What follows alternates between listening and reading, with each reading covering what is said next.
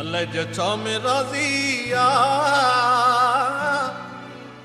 अल्लाह जे छा में राजिया अल्लाह जे के सा राजिया अल्लाह जे छा में राजिया अल्लाह जे के सा राजिया कोई राजा कोई फकीर बाजी करनी बाजिया अल्लाह जे छा में राजिया अल्लाह जे के सा राजिया अल्लाह जे के में राजिया अल्लाह जे के सा राजिया।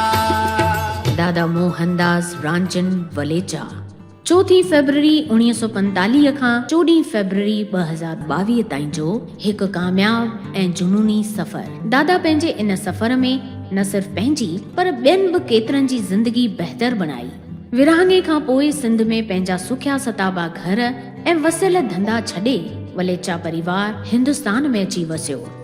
दादा नंढड़ी उमिरि में पंहिंजूं ज़िमेदारियुनि जूं वाॻूं संभाले वरितियूं। दादा मोहनदास पंहिंजी अर्धांगिनीअ जे साथ सां 1960 जे ॾहाके में जेको कारोबार हिकु मशीन सां शुरू कयो उहो ॾिसंदे ॾिसंदे 1990 जे ॾहाके ताईं देश विदेश में फैलिजी वियो। दादा पंहिंजे कर्म जी शक्तिअ में विश्वास रखी नसीब जी वॾे में वॾियुनि तकलीफ़ुनि ते सोभ हासिल कई। दादा मोहनदास हिकु दूरांदेशी इंसान हुआ। हुननि जे रहनुमाईअ में केतिरनि ई पंहिंजी ज़िंदगीअ में कामयाबी हासिल कई। दादा जी सभिनी खां वॾी खूबी इहा हुई त हू ज़िंदगीअ में तालमेल विहारण ॼाणींदा हुआ।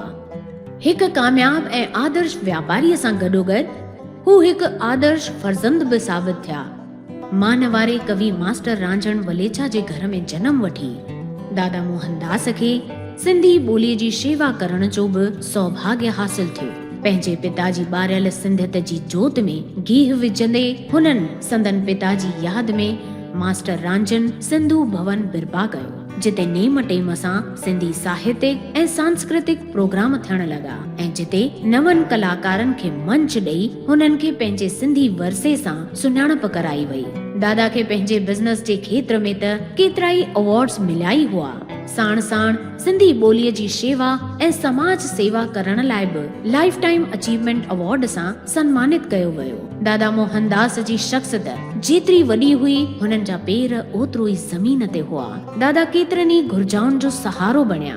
समाज खे कुझु मोटाए ॾियण जे मक़सद खे पूरो कंदे दादा केतिरनि जे जीवन जो रोशन मुनारो बणिया। पंहिंजे परिवार खे ऐं नई टहीअ खे कर्म पुरुषार्थ ईमानदारी निस्वार्थ सेवा करण जी भावना वरसे में ॾेई दादा मोहनदास रांझन वलेचा जी 14 फरवरी 2022 ते राह रबानी करे वैंकुट धाम ॾांहुं हलिया आहिनि। दादा जे विछोड़े सबबि समाज में सिंधी कम्युनिटी में ऐं वलेचा परिवार में जेको खाल पैदा थियो आहे उहो कॾहिं बि कोन भरजंदो। वलेचा परिवार हमेशा दादा मोहनदास रांझन वलेचा जो कर्ज़दार रहंदो। ओम शांति।